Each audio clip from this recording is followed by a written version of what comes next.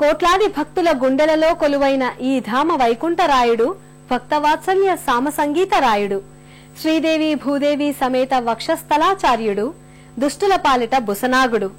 విషాదాల విన్నపాలు వింటూ వాళ్ల కామితార్థాలను తీర్చే ఇచ్చుదేవర వృక్షం.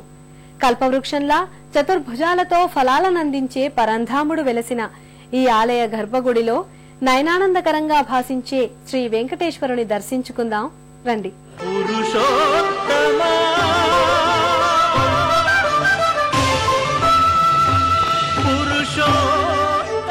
శ్రీమాన్ తాళ్లపాక అన్నమాచార్యుల సంకీర్తనాభిషిక్తుడు, తరిగొండ వెంగమాంబ సంస్థవనీయుడు శ్రీ వెంకటేశ్వరుడు అదివో అల్లదివో తిరునామ సంచిహ్నిత పచ్చని తోమాల తోరణం క్రింద గజమాల విలాసాలంకృతంగా స్వర్ణమయ మకుటధారి భక్త మానస విహారీ శ్రీహరి శ్రీ వెంకటేశ్వరుడిగా గర్భాలయంలో స్థానక భంగిమలో భక్తుల్ని తరింపచేస్తూ తన్మయింపచేస్తూ ఉంటాడు.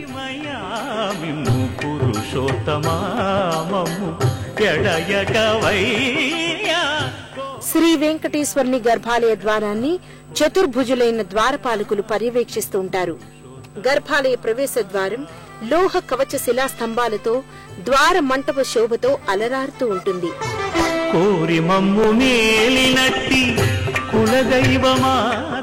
ఈ మంటపంపై పైభాగంలోని కుడ్య అంతర్వర్తిగా శ్రీ వెంకటేశ్వరుడు వరద హస్త కటిహస్తాలతో లలాట తిరునామంతో సింహతోరణ శోభతో దర్శనీయమవుతాడు.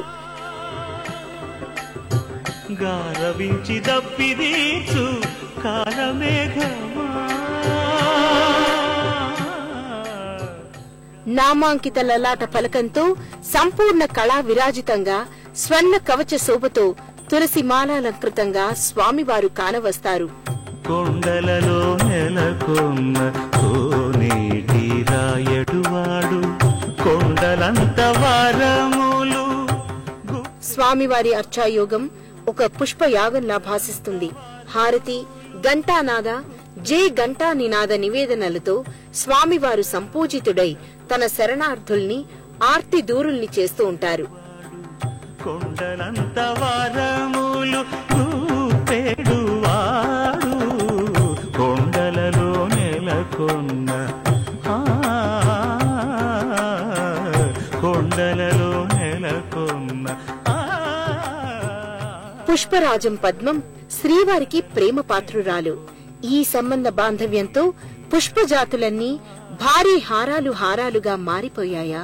స్వామివారి మంగళ స్వరూపం మీద బారులు తీరి జాలువారాయా? తమ పరిపరి పరిమళాలతో సంస్తుతిస్తున్నట్లు కానవస్తున్నాయా అనిపిస్తుంది.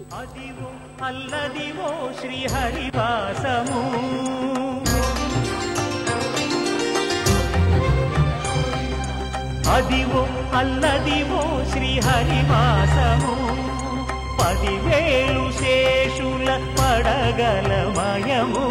అదివో అల్లదివో శ్రీహరివాసము 10,000 శేషుల పడగలమయము. అదివో అల్లదివో శ్రీహరివాసము.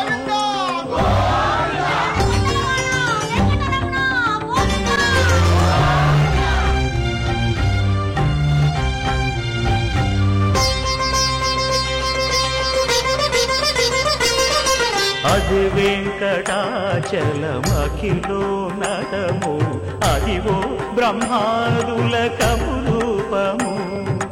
అదివో నిత్య నివాసమఖిల మునులకు.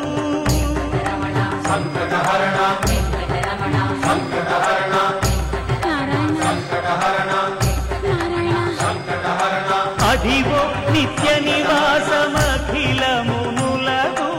అదే చూడు అదే మృక్కుడు ఆనందమయము.